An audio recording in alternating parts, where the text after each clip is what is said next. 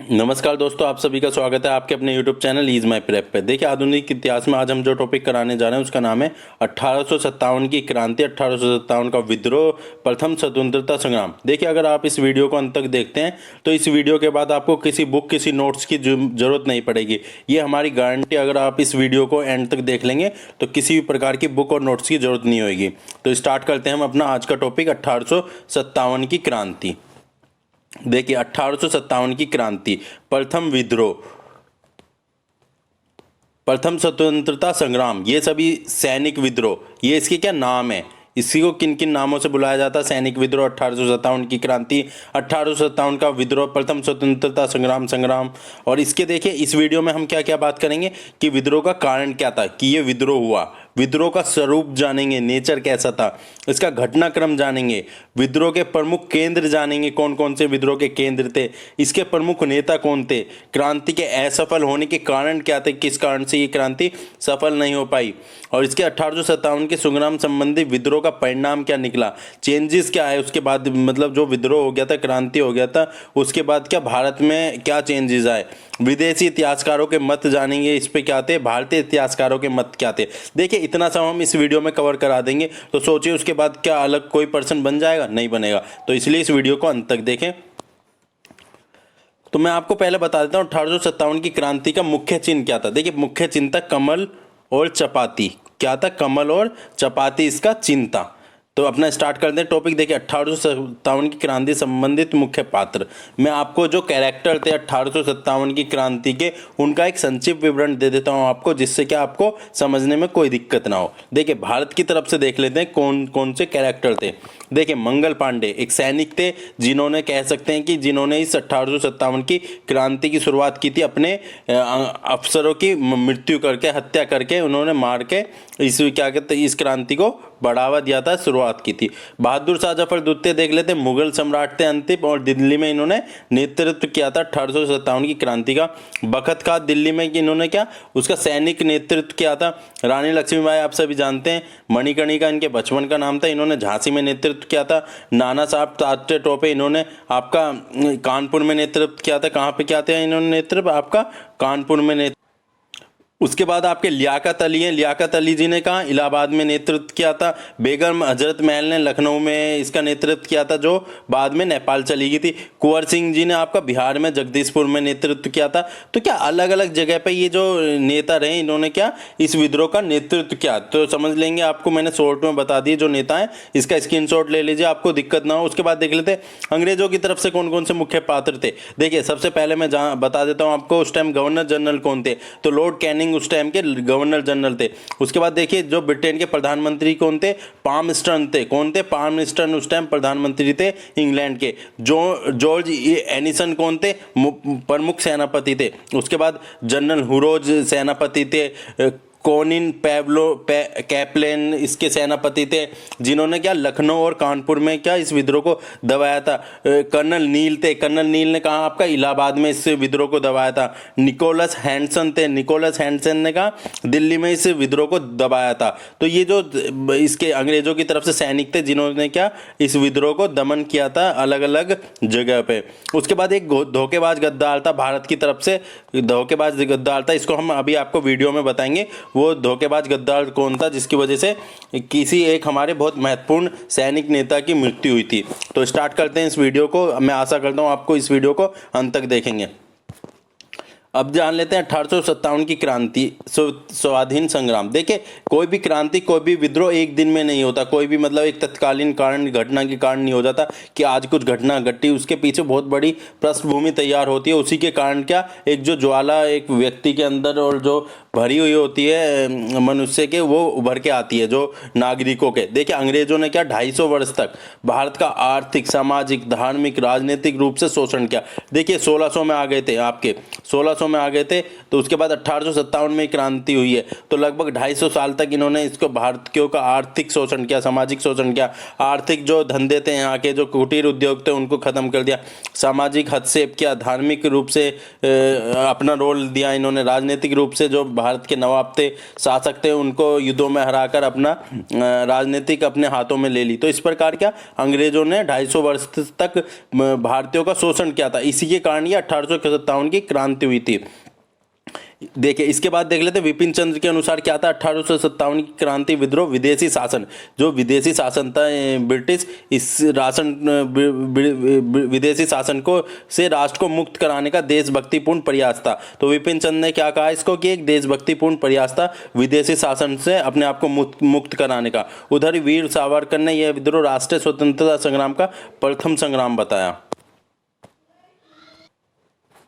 अब देख लिए विद्रोह के कारण क्या थे ये जान लेते हैं, जो तत्कालीन कारण थे और पीछे के जो महत्वपूर्ण कारण थे जिनकी वजह से विद्रोह हुआ। देखिए सबसे पहला कौन सा था, राजनीतिक कारण था। कौन सा राजनीतिक कारण था, राज्य को हड़प की नीति। डलहौजी, जो डलहौजी थे लॉर्ड कैनिंग से पहले गवर्नर जनरल, उनकी क्या हड़पने की नीति, डॉक्ट्रिन ऑफ लैप्स। देखिए डॉक्ट्रिन ऑफ लैप्स क्या थी, अगर कोई भी राजा, कोई भी शासक, भारतीय शासक बिना अपनी संतान के मर जाता है तो उसकी क्या, उसका जो राज्य है वो अंग्रेजों के पास चले जाएगा, अंग्रेजी कंपनी के पास चले जाएगा। अगर वो गोद लेते हैं किसी को तो अंग्रेज उसको स्वीकार नहीं करेंगे, किस गोद लिए गए पुत्र को स्वीकार नहीं करेंगे। तो ये इसकी डलहौजी की हड़पने की नीति थी कि जिस शासक का कोई पुत्र नहीं है अपना, तो वो गोद लिए हुए शासक को, गोद लिए हुए पुत्र को शासक नहीं बना सकता। तो ये पहला एक कारण था, राजनीतिक कारण था डलहौजी के राज्य को हड़पने की नीति। उसके बाद पेंशन और उपाधियों की समाप्ति। लॉर्ड डलहौजी ने क्या, नाना साहब बाजीराव के पेंशन समाप्त कर दी थी। कुशासन के आधार पर अवध के नवाब वाजिद अली शाह हैदराबाद के निजाम के विरुद्ध कार्रवाई करते हुए उनके राज्य को हड़प लिया था। तो यानी कि एक के बाद इन्होंने किसी न किसी कारण से क्या भारतीय राज्यों को अपने में मिला लिया था। तो राजनीतिक कारण में ये हो जाएंगे आपके। उसके बाद देख लेते हैं आर्थिक कारण क्या थे। दोषपूर्ण भूमि व्यवस्था। देखिए इन्होंने स्थायी बंदोबस्त चलाया, रेतवाड़ी चलाई। क्या था, जमींदारों को अंग्रेजों ने भूमि का स्वामी बना दिया था और इसके परिणाम स्वरूप क्या किसानों से मनमाना भू राजस्व वसूलते थे। यानी क्या किसानों की स्थिति एकदम खराब कर दी इन्होंने, अंग्रेजों ने। अंग्रेजी की नीतियों की वजह से किसानों की स्थिति खराब हो गई, भारतीय माल पर प्रतिबंध लग गया।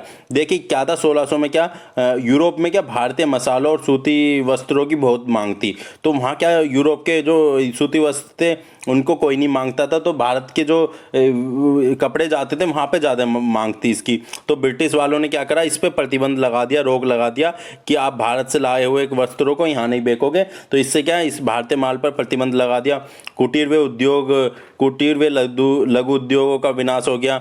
बेरोजगारी की समस्या होगी। विदेशी माल भारत में आने लगा। अब इन्होंने देखो क्या करा, कच्चा माल भारत से ले जाते थे और फिर पक्का माल भारत में ही बेचते थे। देखिए कच्चा माल भारत से लिया और पक्का बना के भारत में ही बेचते थे। तो इस तरह इन्होंने क्या आर्थिक शोषण किया भारतीयों का। उसके बाद देखिए सामाजिक कारण और धार्मिक कारण। मैं आपको बता देता हूँ इसके सामाजिक और धार्मिक कारण क्या थे। भारतीयों के साथ अपमानजनक व्यवहार करते थे। ये कहते थे कि ये तो अभी डेवलप ही नहीं हुए हैं, सभ्य ही नहीं है, भारतीय असभ्य हैं और हम भारतीयों को सभ्य कर रहे हैं और जीवन जीना सिखा रहे हैं कि कैसे भारतीयों को जीना चाहिए। सती प्रथा पर रोक लगा दी थी इन्होंने। विलियम बेंटिक ने 1830 के लगभग इन्होंने क्या सती प्रथा पर रोक लगा दी थी। बाल विवाह पर रोक लगा दी थी। विधवा बहू पर विधवा विवाह चालू कर दिए थे। तो ये क्या भारतीयों की सामाजिक उसमें हस्तक्षेप करने लगे थे। गोद निषेध नीति कर दी थी कि गोद लिए हुए बच्चे को शासक नहीं बना सकते। तो ये क्या सामाजिक और धार्मिक कारण थे विद्रोह के। इसके बाद देख लेते हैं सैनिक कारण। मिलिट्री केसेस क्या थे जिसके कारण क्या ये विद्रोह हुआ। देखिए अंग्रेज भारतीय सैनिकों के साथ भेदभाव करते थे। क्या भारतीय सैनिकों के साथ भेदभाव करते थे। ब्रिटिश सैनिकों की तुलना में कम वेतन देते थे, कम सैलरी देते थे। अंग्रेजी सैनिकों को ज़्यादा देते थे और भारतीय सैनिकों को कम वेतन देते थे, भत्ता कम देते थे, पदोन्नति कम करते थे। अफसर उनके साथ क्या अच्छा बर्ताव नहीं करते थे। हिंदू सैनिक, देखिए एक बहुत बड़ा कारण ये था क्या, हिंदू सैनिक समुद्री यात्रा का विरोध करते थे। उनकी ये मान्यता थी अगर हम समुद्री यात्रा करके कहीं और जाते हैं तो उनका धर्म नष्ट हो जाएगा, क्योंकि उनकी मान्यता कि समुद्री यात्रा से उनका धर्म नष्ट हो जाएगा, उनका धर्म उन्हें बहिष्कार कर देगा। लेकिन क्या करा इन्होंने, एक कानून बना दिया जिसके कारण क्या इन्हें बाहर जाने के लिए मजबूर किया गया कि आपको समुद्री यात्रा करके दूसरी जगह पे भी युद्ध लड़ने के लिए जाना पड़ेगा। अब देख लेते हैं इसका तत्कालीन कारण, इमीडिएटली की केसेस क्या था जिसके कारण ये 1857 की प्रथम स्वतंत्रता संग्राम सैनिक विद्रोह हुआ। देखिए लॉर्ड कैनिंग के शासनकाल में क्या होता, मैंने आपको बता दिया था गवर्नर जनरल कौन था उस टाइम, लॉर्ड कैनिंग। तो उसके शासनकाल में क्या सैनिकों को एक एल्फिड राइफल दी गई, एल्फिड राइफल दी गई जिसमें क्या था कारतूस में गाय और सूअर की चर्बी लगाई गई। ऐसी एक अफवाह थी कि गाय और सूअर की चर्बी लगाई गई है इसमें, और जिसे क्या सैनिकों को मुंह से काटना पड़ता था। अब हिंदू गाय की चर्बी नहीं वो करते थे और मुस्लिम आपके सूअर की, तो इन्होंने क्या जिससे क्या मुंह से काटना पड़ता था। सैनिकों ने ये इस कारतूस को भरने से मना कर दिया कि हम इस तरह की राइफल नहीं चलाएंगे, इससे क्या हमारा धर्म भ्रष्ट हो रहा है और इसको हम नहीं चलाएंगे। जिसके कारण क्या मेरठ के 85 भारतीय सैनिकों को जेल की लंबी सजा सुनाई गई। देखिए इन्होंने सैनिकों ने विरोध कर दिया था कि हम इस राइफल को यूज नहीं करेंगे, तो क्या अंग्रेजों ने इसके 85 सैनिकों को क्या लंबी जेल की सजा सुना दी। तो ये क्या बहुत महत्वपूर्ण तत्कालीन कारण था उसी समय जो घटित हुआ, मतलब जो 1857 में घटित हुआ। बाकी आपके लंबे समय से चले आ रहे थे, लेकिन ये तत्कालीन कारण था। तो मैं आशा करता हूँ आपको समझ में आया होगा क्या क्या कारण थे जिससे क्या 1857 का क्रांति और विद्रोह हुआ। अब देखिए जो ये 1857 की क्रांति थी, इसकी जो शुरुआत मानी जाती है आपकी 10 मई से मानी जाती है कि 10 मई 1857 को विद्रोह की शुरुआत हुई। लेकिन क्या इसकी जो पृष्ठभूमि है वो पीछे से चल रही थी, मार्च से। देखिए कैसे 29 मार्च को 1857 को बैरकपुर छावनी के सिपाही मंगल पांडे, मैंने आपको शुरुआत में भी बताया था, मंगल पांडे थे जिन्होंने क्या इस विद्रोह को चिंगारी दी थी, आग दी थी। तो ये क्या करते हैं 29 मार्च 1857 को मंगल पांडे क्या करते हैं चर्बी युक्त कारतूस के प्रयोग से साफ मना कर देते हैं। कहते हैं मैं इस कारतूस का प्रयोग नहीं करूंगा। साथ ही साथ जब स्थिति बिगड़ जाती है तो ये अपने 2 अधिकारी लेफ्टिनेंट बाग और सर्जेंट हुडसन को गोली मार देते हैं। तो अब साथ ही साथ आप ये भी याद रखेंगे जब विरोध किया था तो इन्होंने 2 अपने अधिकारियों लेफ्टिनेंट बाग और सर्जेंट हुडसन को गोली मार दी थी। तो अब स्थिति क्या हुई, बिगड़ गई। अब देखिए जैसे ही एक व्यक्ति हिम्मत करता है आगे बढ़ता है तो उसके साथ क्या पीछे लोग बढ़ने लगते हैं। अब क्या होता है 8 अप्रैल 1857 को मंगल पांडे को फांसी दे दी जाती है। अब दो घटना घट जाती है, एक तो 29 मार्च की जब ये विरोध कर देते हैं, एक 8 अप्रैल 1857 को मंगल पांडे को फांसी दे दी जाती है। तो अभी एक तरह से क्या क्रांतिकारी के रूप में उभर जाते हैं जब इनको फांसी दे दी जाती है। अब क्या होता है 24 अप्रैल, अब देखिए डेट याद करके करते चलेंगे, 29 मार्च से 8 अप्रैल, फिर आपके 24 अप्रैल को क्या मेरठ के सैनिकों ने भी कारतूस प्रयोग से इनकार कर दिया। उन्होंने भी साफ इनकार कर दिया कि हम भी इस कारतूस का उपयोग नहीं करेंगे। तो इसके लिए क्या करती है ब्रिटिश कंपनी 29 मई को इनको गंभीर रूप से दंडित कर देती है। अब देखिए 9 मई के बाद वही डेट आ जाएगी आपकी 10 मई, जब से ये शुरुआत मानी जाती है। अब देखिए 10 मई 1857 को दोपहर के बाद मेरठ छावनी। देखिए जो मेरठ में जो इसका नेतृत्व किया है आपका कदम सिंह ने किया है। किसने किया है मेरठ में, आप याद रख लेंगे, कदम सिंह ने।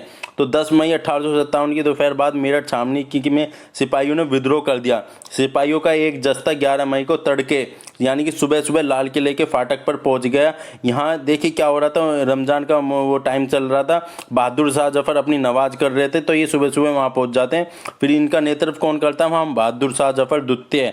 मैंने आपको स्टार्टिंग में बताया था मुगल सम्राट थे, और दिल्ली में जो ये नेतृत्व करते हैं इस विद्रोह का बहादुर शाह जफर द्वितीय करते हैं। और जो इनका सैनिक नेतृत्व करते हैं वो बखत खां करते हैं। कौन करते हैं सैनिक नेतृत्व, बखत खां ने क्या। अब 20 सितंबर 1857 को क्या होता है, बहादुर शाह जफर को क्या हुमायूं के मकबरे में अंग्रेज लेफ्टिनेंट WSR हडसन, देखिए जो दिल्ली का जो दमन किया था, मतलब विद्रोह को दबाया था, वो 2 थे, हडसन और निकलसन। कौन थे, निकलसन, ये आपके दूसरे थे निकलसन। तो हडसन क्या कर लेते हैं, इनको पकड़ लेते हैं और उसके बाद कहाँ भेज देते हैं, रंगून कहाँ है इस टाइम आपका, बर्मा में भेज दिया जाता है, जहाँ उनकी 1862 में बहादुर शाह जफर की क्या मृत्यु हो जाती है। साथ ही साथ जो उसके पुत्र होते हैं उनको क्या दिल्ली में मरवा दिया जाता है हडसन के द्वारा। ठीक है, मैं आशा करता हूँ आपको समझ में आ गया होगा।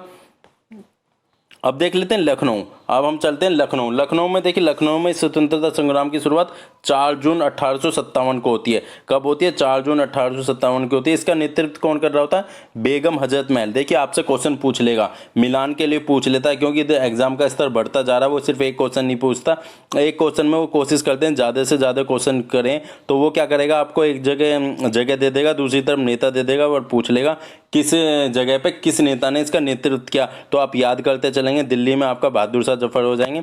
अब लखनऊ में कौन आ जाएंगे, आपकी बेगम हजरत महल आ जाएंगी, जिन्होंने क्या लखनऊ में इस विद्रोह का नेतृत्व किया, किंतु क्या शीघ्र ही अंग्रेजों ने इनको अपने अधीन कर लिया। ये 1859 में कहाँ नेपाल चली गई, जहाँ 1862 में इनकी वहीं पे क्या निधन हो गया। तो आप याद कर लेंगे बेगम हजरत महल कहाँ चली गई थी, नेपाल चली गई थी। उसके बाद आ जाएंगे देखिए कानपुर में 5 जून 1857 को नेतृत्व किया नाना साहब और तात्या टोपे ने। और देखिए अब मैं आपको उस धोखेबाज का नाम बता देता हूँ जिसने क्या विद्रोह को असफल किया। इनका तो एक मित्र हुआ करता था तात्या टोपे का, नरवर का राजा मान सिंह। कौन था वो, मान सिंह क्या अंग्रेजों से मिल जाता है और बता देता है तात्या टोपे कहाँ पे छुपे हुए हैं। अंग्रेज जहाँ जाकर उनको सोते हुए पकड़ लेते हैं और फिर क्या उनको मृत्युदंड दे देते हैं, कोर्ट मार्शल कर देते हैं तात्या टोपे का, और उनकी मृत्यु हो जाती है। तो ये मान सिंह एक धोखेबाज थे जिन्होंने क्या अपने मित्र को धोखा दिया था। अब मैं तात्या टोपे का आपको बचपन का नाम भी बता देता हूँ, पंडुरंग रामचंद्र है इनका नाम, क्या रामचंद्र पंडुरंग रामचंद्र इनका बचपन का नाम है। पूछ लेता है तात्या टोपे को धोखा किसने दिया, उस मित्र का नाम बताएं तो आप बता देंगे मान सिंह, और इनके बचपन का नाम बता देंगे आप पांडुरंग रामचंद्र। ठीक है, मैं आशा करता हूँ आपको समझ में आया होगा। ये आपका कानपुर में देखिए, कानपुर में साथ ही साथ मैं आपको बता देता हूँ इस विद्रोह दमन को किसने दबाया, कैपवेल ने। मैंने आपको शुरू में जब कैरेक्टर बताए थे आपको बताया था, तो आप बता देंगे कैपवेल ने क्या आपका इसमें कानपुर में और लखनऊ में विद्रोह का दमन किया था अंग्रेजों की तरफ से। उसके बाद देख लेते हैं जगदीशपुर बिहार में नेतृत्व किसने किया। देखिए जगदीशपुर बिहार में कुंवर सिंह और अमर सिंह ने क्या अंग्रेजों से यहाँ पे क्या नेतृत्व किया और अंग्रेजों ने शीघ्र ही इनको अपने अधीन कर लिया। तो जगदीशपुर बिहार में बता देंगे आप कुंवर सिंह और अमर सिंह थे। उसके बाद देखिए बहुत महत्वपूर्ण झांसी ग्वालियर। देखिए झांसी के बारे में जान लेते हैं, जो यहाँ पे नेतृत्व किया था किसने किया था, रानी लक्ष्मीबाई ने किया था। आप सभी जानते हैं, अभी इनकी एक मूवी भी आई, इनके ऊपर एक मूवी भी आई थी कंगना रनावत की, मणिकर्णिका। मैं आशा करता हूँ आपने देखा होगा, इस तरह की मूवी देखे करें, आपको कुछ ना कुछ इतिहास से जानने को मिलता है। देखिए कहीं आपको 5 जून मिलेगा तो कहीं 4 जून मिलेगा। तो क्या होता है, झांसी में नेतृत्व कौन कर रही थी, रानी लक्ष्मीबाई, जिनका बचपन का नाम होता है मणिकर्णिका, और गंगाधर राव इनके क्या पति होते हैं। विवाह के बाद इनका नाम हो जाता है रानी लक्ष्मीबाई। ठीक है, अब मैं इसको बता देता हूँ। अब रानी लक्ष्मीबाई ने नेतृत्व किया इसका ये क्या, जब उनके पति की मृत्यु हो जाती है उसके बाद ये दामोदर राव नामक एक अल्पसंख्यक पुत्र को बालक को गोद ले लेते हैं। डलहौजी ने क्या गोद निषेध नियम के कारण क्या इसका विरोध किया और झांसी राज्य को ब्रिटिश साम्राज्य में मिलाना चाहा, जिसका क्या विरोध किया रानी लक्ष्मीबाई ने और एक स्वतंत्रता की लंबी लड़ाई लड़ी। 17 जून 1858 को ग्वालियर के किले में वीरगति को प्राप्त हो गई। देखिए जो यहाँ पे जो इस अंग्रेजों की तरफ से जो इसका दमन कर रहा था, हुरोज जो अंग्रेजों की तरफ से सैनिक था, नेतृत्व कर रहा था, विद्रोह को दबा रहा था, इसने क्या कहा कि भारतीय क्रांतिकारियों में यह अकेली मर्द है। रानी लक्ष्मीबाई को क्या कहा इन्होंने कि भारतीय क्रांतिकारियों में ये अकेली मर्द थी, हुरोज ने कहा। ठीक है, अब देख लेते हैं बरेली में इसका नेतृत्व खान बहादुर खान ने किया। फैजाबाद में देख लेते हैं, फैजाबाद में यहाँ अहमद उल्ला ने किया। फैजाबाद में किसने किया, अहमद उल्ला ने किया। यहाँ पर क्या अंग्रेजों ने, देखिए फैजाबाद का मैं आपको प्राचीन नाम भी बता देता हूँ, अवत्ता, और इसका जो प्रेजेंट में जो नाम है अयोध्या है। तो मैं करंट की इन्फॉर्मेशन भी दे देता हूँ आपको। फैजाबाद का प्राचीन नाम अवत्ता, और यहाँ पे नेतृत्व किसने किया, अहमद उल्ला ने किया। अंग्रेजों ने शीघ्र ही यहाँ पे अपना आधिपत्य दोबारा कर लिया। फतेहपुर में देख लेते हैं, यहाँ पे नेतृत्व अजीमुल्ला ने किया। मध्य प्रदेश में भी ये संग्राम फैल गया और मध्य प्रदेश में भी क्या यहाँ पे नेतृत्व किसने किया, अवंतीबाई ने किया। तो अगर महिलाओं में बात करेंगे तो झांसी में आपकी रानी लक्ष्मीबाई हो जाएगी और मध्य प्रदेश में अवंतीबाई हो जाएगी। ठीक है, जो लड़ाई लड़ते हुए वीरगति को प्राप्त हो गई। देखिए इसमें हम बात कर लेते हैं 1857 के विद्रोह के स्वतंत्रता संग्राम के असफल होने के कारण। देखिए मैंने आपको कारक बता दिए किस कारण से ये 1857 का विद्रोह हुआ। उसके बाद मैंने बता दिए जो केंद्र थे नेतृत्व के और कहाँ पे इनका नेतृत्व किसने किया और क्या कैसे कैसे उनको किस किस अधिकारी ने दमन किया। तो देखिए नेतृत्व वाले क्वेश्चन पार्ट में से जरूर क्वेश्चन बनता है कि किस जगह पे किसने नेतृत्व किया था और किस अंग्रेज अधिकारी ने इसको दबाया था। तो उसको ज़्यादा अच्छे से कर लें। और अब मैं आपको बता देता हूँ कि स्वतंत्रता स्वतंत्रता संग्राम के असफल होने के कारण क्या थे? देखिए, निश्चित तिथि से पूर्व क्रांति का भड़कना। देखिए, सभी नेताओं ने क्या कर रखा था, 31 मई 1857 की तिथि निर्धारित कर रखी थी, लेकिन मंगल पांडे द्वारा जो कदम उठाया गया उससे क्या ये जल्दी ही 10 मई को स्टार्ट हो गई। फिर क्या ये 10 मई को ही स्टार्ट हो गया ये स्वतंत्रता संग्राम। सबकी प्लानिंग 31 मई की थी, तो क्या 20 दिन का ये फर्क पड़ गया। इसके कारण क्या ये असफल होने का एक मुख्य कारण माना जाता है। और क्रांति का स्थानीय स्वरूप, देखिए अलग अलग जगह पर अलग अलग नेताओं द्वारा इस क्रांति को लड़ाई लड़ी जा रही थी, तो इसका भी एक बड़ा कारण था असफल होने का। क्रांतिकारियों में प्रभावी नेता का अभाव। देखिए, बहादुर शाह जफर एक प्रभावी नेता नहीं थे, क्योंकि क्या एक तो बुजुर्ग हो रहे थे और इतना सैनिक उनके अंदर वो नहीं था। इस कारण क्या प्रभावी नेता का अभाव था, एक लीडर की कमी थी जो इसको संगठित करके चला सके, इसलिए एक क्रांति असफल हुई। निश्चित लक्ष्य का अभाव। देखिए, सब अपने अपने हक के लिए लड़ रहे थे। रानी लक्ष्मीबाई अपने लिए, तात्या टोपे अपने लिए, बहादुर शाह जफर अपने लिए, तो क्या निश्चित लक्ष्य का अभाव था। सैनिक दुर्लभता थी, अंग्रेजों के सामने भारतीय सैनिकों की स्थिति कमजोर पड़ गई थी, तो सैनिक दुर्लभता थी। इसी के साथ देखो, एक बहुत बड़ा कारण है इसका असफल होने का, कुछ व्यक्तियों ने इसमें भाग नहीं लिया।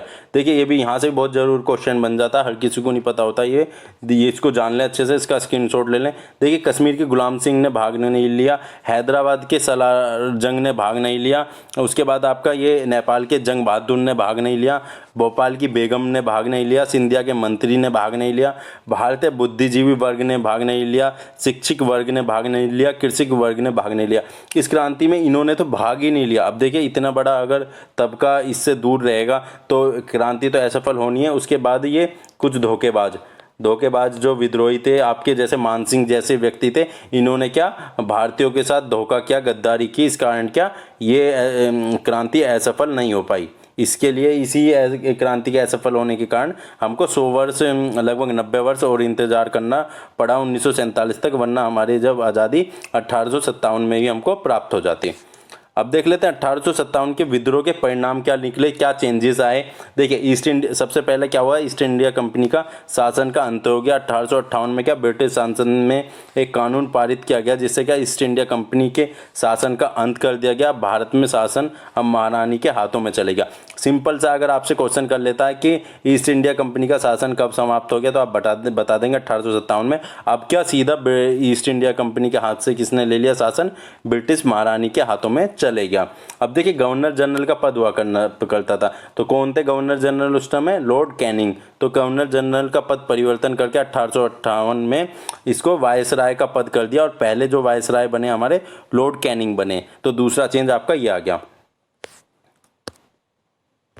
उसके बाद देखिए सबसे बड़ा परिवर्तन एक आया सैनिक संगठन में। अब इन्होंने क्या अपनी सेना का पुनर्गठन किया, जो पील आयोग बना था। एक क्या इन्होंने बनाया, पील आयोग बनाया। उसके आधार पे क्या करा इन्होंने, अंग्रेजी सैनिकों की संख्या बढ़ा दी। उच्च पदों पे अंग्रेजी सैनिकों पहले भी रहा करते थे, लेकिन अब बिल्कुल ही निश्चित कर दिया कि उच्च पदों पे सिर्फ अंग्रेजी सैनिक होंगे। तोपखाने पूरी तरह अंग्रेजों के अधीन कर दिए गए।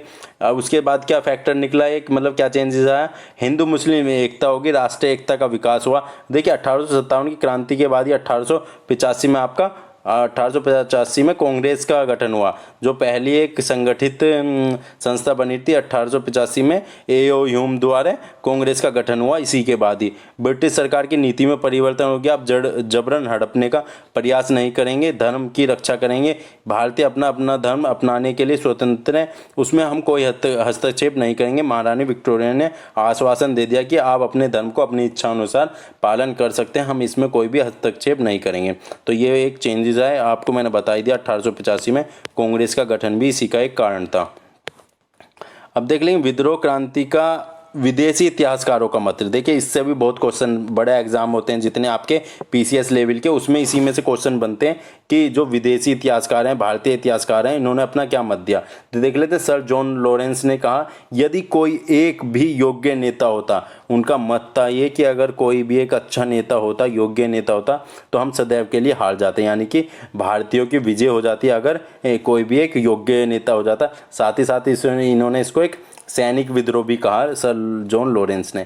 पी रॉबर्टसन ने देख लेते हैं, सैनिक विद्रोह था तथा तत्कालीन चर्बी युक्त कारतूस के कारण था। इनका मत ये था कि एक सैनिक विद्रोह था, तत्कालीन चर्बी युक्त कारतूस के कारण हुआ ये। बेंजामिन डिज़ायर्ली ने क्या कहा? देखिए ये हमारे पक्ष में थे। इन्होंने क्या कहा? विद्रोह एक राष्ट्रीय विद्रोह था। इन्होंने ही कि एकमात्र ऐसे थे जिन्होंने कहा था क्या? विद्रोह एक राष्ट्रीय विद्रोह था। रीज ने तो एक अलग ही बात कह दी थी। इन्होंने कहा ईसाई धर्म के विरुद्ध एक धर्म युद्ध था। इनका कहना था कि जो ब्रिटिश से ईसाई लोग आ रहे थे इनके विरुद्ध एक धर्म युद्ध था।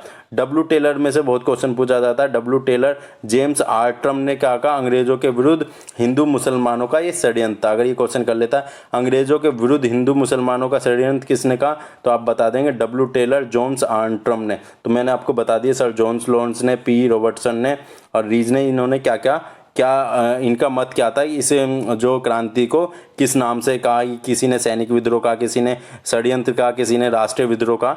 तो मैं आशा करता हूँ समझ गए होंगे आप। इसका स्क्रीनशॉट ले लेंगे।